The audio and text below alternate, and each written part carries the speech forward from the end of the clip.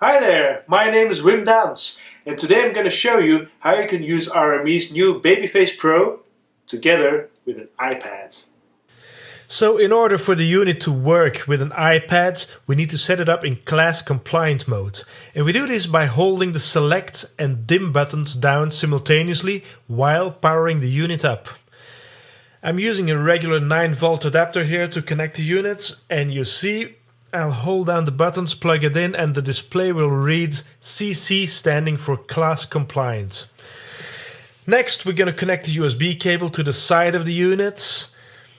And on the other end, for the iPad, I'm using a camera connection kit to connect to my iPad, and I plug the USB cable into that camera connection kit. So now I'm going to set up the MIDI, so that means I'm going to have to hook up the breakout cable. It's a MIDI breakout cable provided with the units. And I'm going to connect the MIDI out cable of my keyboard to the connector that's labeled MIDI in. So I'm using Animoog as an example here, and I'm going to set it up to use with the Babyface Pro. First we're going to set up the MIDI and select Babyface as an input. We're going to put background audio on so we can still listen while the app is in the background.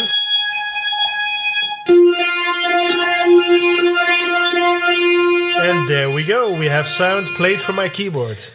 Now I want to stay all digital in this example, so I'm connecting the ADAT output of my Babyface Pro instead of the normal analog outputs. And I'm connecting it straight to a UFX that's connected to my DAW of choice, which is Logic.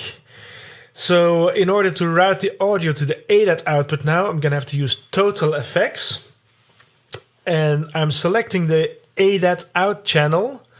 And I want to route the outputs of my software playback channels 1 and 2 into that. It's a bit fiddly with my thick finger. Fortunately, we can zoom in. That makes it a bit handier. So I'm going to move up that fader, which is now routed through the ADAT output as well as the analog output.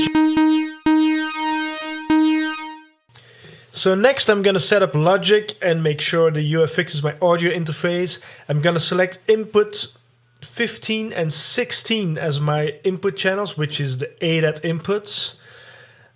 Hit records.